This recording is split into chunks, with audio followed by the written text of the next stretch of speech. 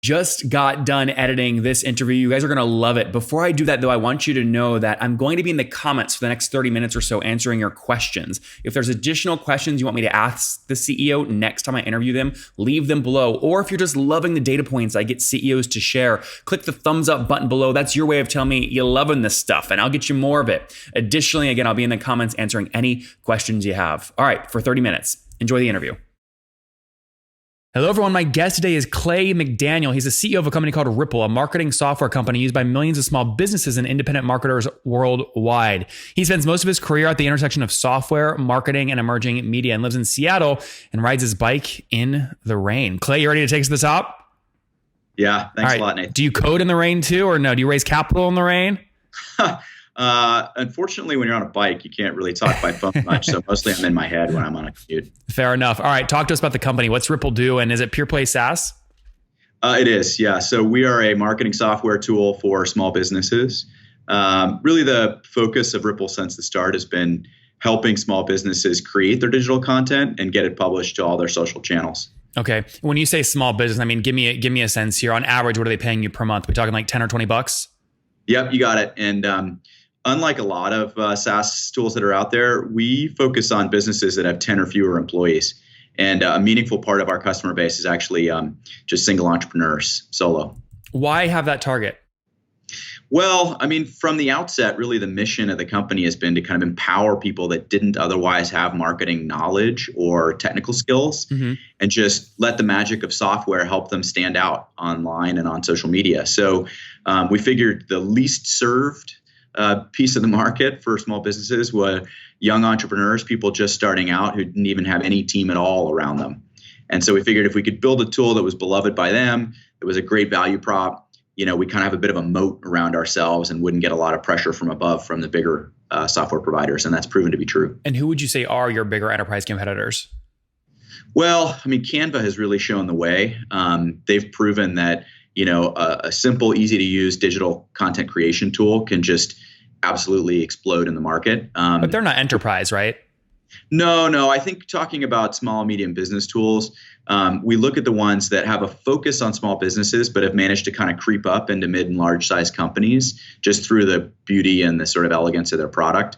From an enterprise standpoint, I mean, honestly, we don't see very many. I mean, many of the companies that have built marketing automation tools, email platforms, they're not really pushing into our piece of the customer No. base. Sorry. My question is, if someone starts on you guys and they get big, they start taking off 10, 30, 40, 50, 100 people on them, where do they graduate to? Yeah, gotcha. Well, I mean, I tend to think they graduate to the Adobe Creative Cloud for digital content and video creation, and then to kind of the larger email platform tools. But one of the things that even the website hosting companies like Squarespace and Wix and Weebly and these guys have shown is that, they can scale as companies get bigger and bigger and provide that solution for those larger companies. Similarly, we're coming out this year with tools that enable multi-person marketing teams to use Ripl. So that's our goal, is to kind of continue to build the product roadmap so that we scale as our customers find success. Okay. And put this on a roadmap for me. When did you launch the company? What year? Company has been around about 7 years, but in market for about 4.5 is Ripl. Actually, the first incarnation of the company that my predecessor, our founder, he brought out was really a video creation and influencer engagement tool. And about 4.5, 5 years ago, found that the video creation and publishing capabilities were of greatest interest, pivoted the company, rebranded and renamed as Ripl. And since we've been in market with the iOS app, the Android app, and now as of last year, our web app, we've just found that being a much more broad-based and kind of agnostic as to which small business vertical we serve, it's really driven the growth. When did you join the company? What year? I've been here about 3.5 years, came on as COO, and middle of last year was asked by the board to take on CEO. So did you come in 2017 as COO as part of a funding round? Just after. The second funding round had happened, and then about a year into my tenure, we did a third seed round, brought on a little bit more funding from our existing VC and a whole range of the previous investors out of the angel base, and haven't needed to raise since. How much total have you guys raised? Just shy of 7. Okay, just shy of 7. Okay, so just to be clear, there wasn't a moment in 2017 where it was like, hey, we need capital, where they basically told the prior founder, or they told the founder, hey, we're happy to give you more capital, but we need Clay to come in the company as COO. No, it was actually 2016. So mid 2016, I came on, and I joined when the company was only about 7-8 people. I had worked with the founder and the chairman of the board previously on a couple of startups, and they reached out because it was starting to kind of get air under its wings, and they knew that, as a business person, I liked growing businesses and wanted to help. Mm-hmm. Yeah, I mean, I guess the reason I'm asking is I think there was a debt round back in 2014, which, by the way, I love debt. It helps founders keep more equity. And then there was something. I mean, the Alliance of Angels, that wasn't a debt. That was not debt financing. No. So you may be seeing old data falling through Crunchbase or something that we actually bought the rights and the brand from a previous company that had folded early in the 2010s. Okay. And maybe a little bit of some legacy data. But we've only done 3 rounds. We had a convertible round early on that converted into equity. But that would have been listed essentially as debt, right? A convertible note. So was there $1.4 million like angel round early on, convertible note? Yeah, so that was back in 12, 13, something like this. Yeah. I guess the reason I'm asking is because typically once you see that round of funding come in, like you are saying, we're on the VC train. I mean, like you're in, and fast forward 2-3 years when Trilogy Equity came in, that was around the time you joined in 2016, it looked like it was like a $2 million round. So not a lot of. And there was like a little thing in between there. So you kind of go, hey, what's going on here? Was something flat? Was that a big down round? No, actually, that was the explosive period of our growth. We've taken a non-traditional approach to financing. Maybe it's because we're up here in the Pacific Northwest. Maybe it's because we have such a significant and healthy list of angels.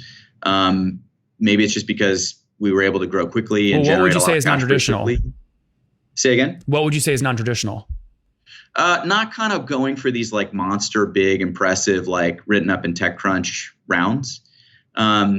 We have wanted to keep the balance sheet and the board compact. We've wanted to keep the discipline around financial management in place. And I think that's served us well because there have been periods where we've had dips, either CAC went up or LTV came down, and we needed to be able to manage through that. And having, a balance sheet that's adequate but not bursting with cash, I think has been useful. Yeah. No, it's fair enough. I'm all about managing dilution, obviously. Okay. So 2013 launch date, you come in 3 years after that, 2016, some capital's raised, you launched the web, iOS and Android apps, double down on video, focus on SMB. Where are you at today? How many customers are you serving? So we've got about 70,000 paying in any given month, 250,000, 300,000 plus in MAUs. We've got that MailChimp model of how do you define an MAU? Folks that come into the app more than a couple times in a month. So one session alone doesn't do it for us.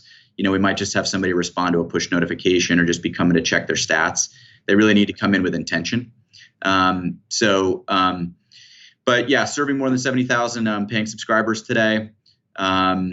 We're a little north of 10 million ARR and looking to kind of put the foot down and grow faster this year ahead. Where was, if you're at about 10 million today, do you remember where we were at about a year ago? We've only been up by about 3-4% year over year from 18.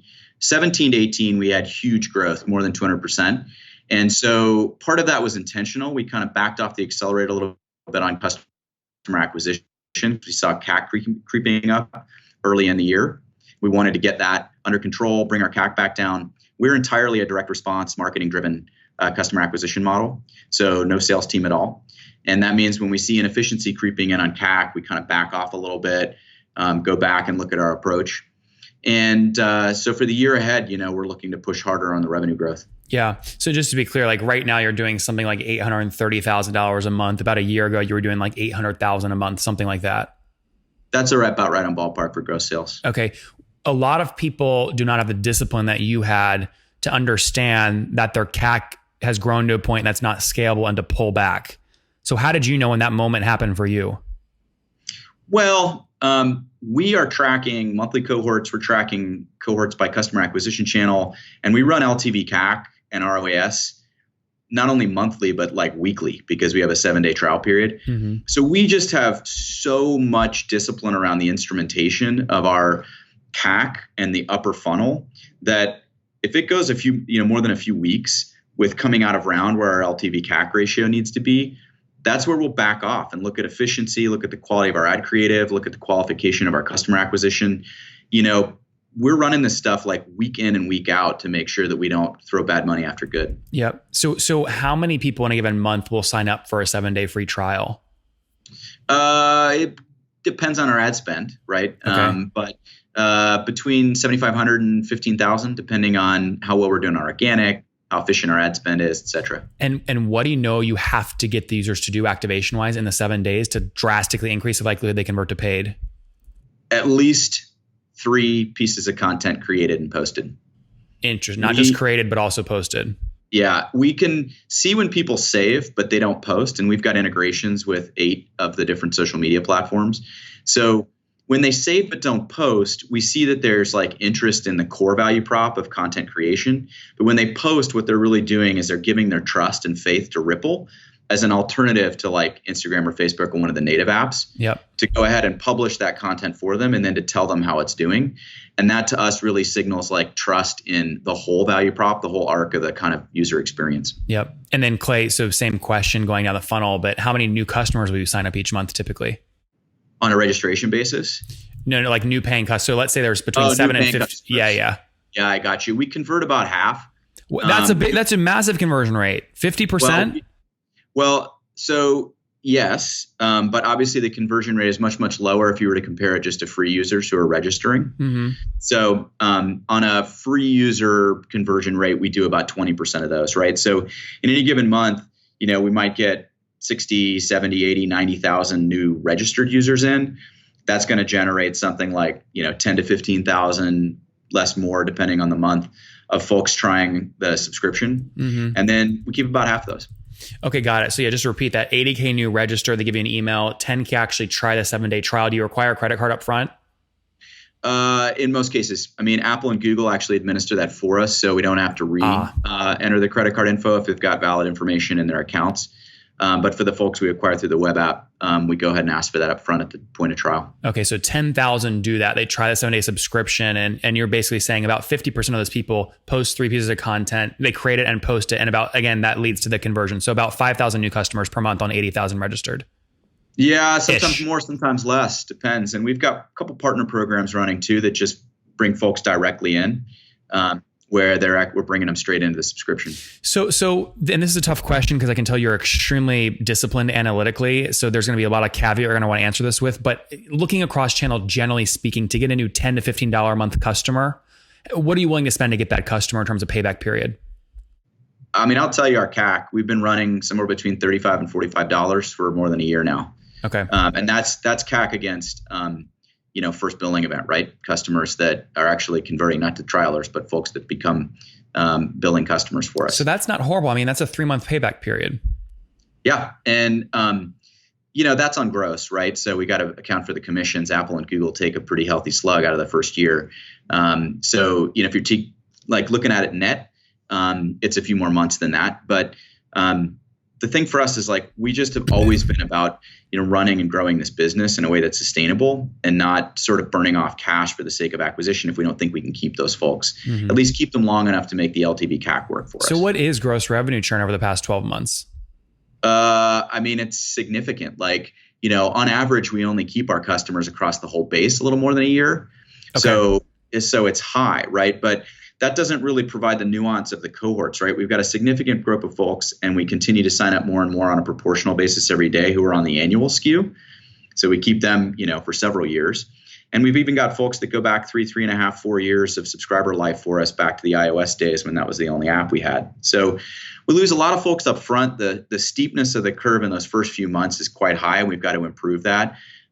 Everything we're doing in the product roadmap is to bring that down. But once we keep somebody for 4, 5, 6 months, we're pretty confident we're going to have a solid LTV out of those folks. Yeah, you'll have them for many, many years. Yeah, that obviously that's a pattern you've seen a lot of SaaS. But looking at a weighted average, again, the customers that were paying you a year ago, let's say they were paying total, well, we know the number actually. You said about $800,000 per month. If you ignore new customer signups, what you're saying is about $700,000 of that $800,000 will disappear. You have to replace that each year. It is about right. Yeah. It's about. Yeah. I mean, so this is the reason this is interesting to me is most people will look at that and say it's a massive weakness. But if you can figure out, knowing that your churn is high, if you can figure out how to keep CAC really low, you can still build a great business. Yeah, I mean, every VC we've ever spoken to, specialty is enterprise, just is like, wait a minute, those are monthly churn numbers? Like, you got to be using annual, that surely you mean annual, right? And no, we say, no, this is a fickle audience. They're extremely price sensitive. They have a very high bar on the value proposition and the standard they hold for what they're going to pay for and what they're not. Mm-hmm. But building a business around that, if you can do it in a way where your LTV CAC, you hit the right numbers and the right ratio, and you really deeply understand this target audience, we believe there's just an enormous amount of goodwill there. Our ratings are like over 4.2 on the app stores. We have incredible NPS. And so while it's a really challenging audience to manage that churn for, look, MailChimp, Canva, many others have shown that if you do it great and you do it at scale, like, it can become a beautiful business. What's your team size today? How many folks? 30. 30 people. Okay. How many engineers? It's about half. If okay. you include the QA engineers. In Washington? Everybody here. We've got a couple folks helping us on overnight regression testing out of the country, but all the FTEs are here in Bellevue, Washington. Now, this price point's too cheap to have any full-time sales reps with quota, correct? I can't imagine this company ever having a salesperson. Yeah. I was about to say, just the math doesn't work. Now, what does work are like channel partnerships and things like that. So just paint that picture for us. What channel works really well for you? Yeah, I mean, this is really nascent for us. To be honest, this has been a direct response, direct marketing driven company from the start. We have one meaningful small business services company, a financial services company that I can't name, but which will become public here in Q1, which has been helpful for us in the last year. It's kind of been helping us cut our teeth and learn how to run a partner program. And we just hired a couple folks here starting in February who are going to help us spin up partnerships. So direct response mainly, give me a sense of scale here. Last month, what'd you spend total on direct ad spend? It varies because we bring it up and down based on CAC efficiency, but never goes below about 200,000. Okay. And what would be like the max be if the economics were holding that month? When we see LTV really pulling through, which means our trial churn is looking good, our month one churn is looking good, we'll go up to 400,000, $500,000 or more. Okay. We've got a lot of flexibility on being able to ramp up and down spend, particularly on Facebook, but obviously in the display channels and in the long tail, just because our balance sheet's solid. And so because we drive that discipline weekly, not monthly or quarterly around how we're doing on the return, we're pretty nimble on ramping up and down based on efficiency. Yeah. Any last raise was back in 2017. Any plans to raise capital right now or no? We don't need it. So you're break even then? Yeah. We're on the right side of that right now. And, as we hire a few more folks who might step down to burning again. But the intent here is to run this thing at break even or better and to continue to scale it, but at a faster rate this year. So a little bit more aggressive reinvestment rate in customer acquisition. Mm-hmm. Obviously, again, churn is something that anyone's going to have to get over, whether it's a VC, a debt provider, or an acquisition, like a buyer. But if someone came in and offered you something like, 3x on the company for, sell it for $30 million, I mean, would you guys take that deal? Well, it's a board decision and I'm only one member of the board. I think we're pretty optimistic. I think we have a pretty aggressive sense for the depth of understanding we have for this target customer audience and a pretty optimistic view of where we're going to take the product this year. So I don't think 3X would do it for us. Are you married, Clay? I am. Let me ask this question differently. If you went home tonight and told your spouse you turned down a $30 million acquisition offer, do they kill you? No, and I would tell her that. We don't reckon that's a fair valuation at this point. And we're pretty bullish, actually, especially in light of what's going on with the investment marketplace and macroeconomic, everything else. I mean, ironically, there's a counter-cyclical effect. There are more small businesses that come in the market when the economy gets tight. Entrepreneurship explodes, and our TAM is huge. We've got 5 years of slugging away, having to be this really disciplined, really grinded out kind of a company. And so we reckon, fulfill our product roadmap ambition that we should be growing faster this year, not slower. Somebody listening right now is going to say, yeah, he's totally right on the macroeconomics. The Canva, MailChimp, they're doing great, but Canva and MailChimp don't have 90% gross revenue churn annually. They don't have to replace their whole base basically each year. And by the way, Clay, you guys are flat year over year. There's no way you're worth 3X. You would counter and say, listen, we got a great product roadmap for this year. Well, yeah, and we're not churning all that revenue on an absolute, like averages are averages, right? So a meaningful portion of our customer base, we're keeping a meaningful portion of our revenue. We lose a lot right away in those first few months of those billing periods through that high churn. But, more than half of our paying customer base we've had for longer than a year. Well, wait, just to be clear, sorry. Gross revenue churn, again, this, I'm preaching to the choir, you clearly know your metrics. You take your total customers a year ago who are paying $800,000 a month, and you look at how many of them and what they're paying, then the dollars they're still paying today. If you have 90% churn, that means today they're paying about $100,000 per month, that cohort, right? Yeah, I'm running out metrics for you that have to do with looking at month over month, looking at year over year. My point is, like, we've got higher churn than what we want, but we have kept a meaningful portion of our customer base for longer than that. So the averages, month over month, year over year are not going to line up perfectly for us. That's not an average. Like gross revenue churn annually, that's not an average of anything. That's looking at the same customer base over the last 12 months. I don't have that for you. We look at it month over month. So what we do is we run out our month over month, and then we look at what that looks like on an annualized basis. If I went and I took the exact paying customer base at the end of calendar year 2018 and looked at the end of calendar year 2019, I think it would be well north of 30% actually. So on a gross revenue basis, it's not as high as that on an annual year over year basis. Sorry, well north of 30%. North of 30% retention? That we carried along, yeah. I see. So you think gross revenue churn annually might be more something like 70%, not 90. We have not lost on a year over year, calendar year over year basis as compared to the end of 2018 to 2019. We have not lost that much. But we pay the most attention to month over month, right? The 75%, 80% of our customer base is on a monthly skew. When we're looking at that month over month churn and we see month over month churn creeping up anywhere north of 7% or so, that's where we start to get. Yeah, but that's what the actual average is. Like that's actually not, you just told me you see when you look at your retention curves a lot in months 1 and 2. And then after they stay past 4 or 5 months, they could stay for years. So why would you split your cohorts? Cohorts? Yeah. Well, because we want to see where the cohort gets set at the start of the curve. We want to see that so that we can kind of run our LTV models and estimate what that behavior is likely to look like. Because as you know, the shape of the curve never really changes, but the position of it does. Correct. Depending on the qualification. Wherever it flat lines. Exactly. And so where that flat lines, like we're running that out and looking really with discipline month by month by month at those cohorts. And on a year over year basis, we're keeping a healthy portion, losing a significant number through our churn as well. But if the economics are working straight away in those first few monthly events, then our payback period is going to work fine and we're doing well on cash. Yeah, very cool. All right, let's wrap up here with the famous 5. Number 1, favorite business book. I love Dalio's Principles. I just think that running a company is as much about your decision making and your philosophy as it is about the numbers. Number 2, is there a CEO you're following or studying? You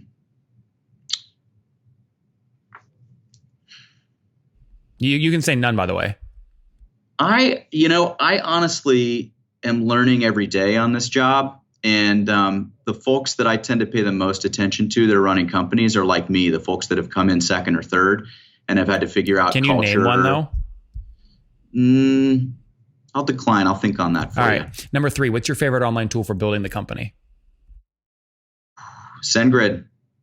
We use an awful lot of Ripl for our social media activities, but I love the flexibility of SendGrid for email. Number 4, how many hours of sleep you get every night? I shoot for 6. Okay. Depends on what's going on with my kiddos and their homework. How many kids? 3. Wow. Busy guy. So married, 3 kiddos. And how old are you? 46. 46. Last question. What do you wish your 20-year-old self knew?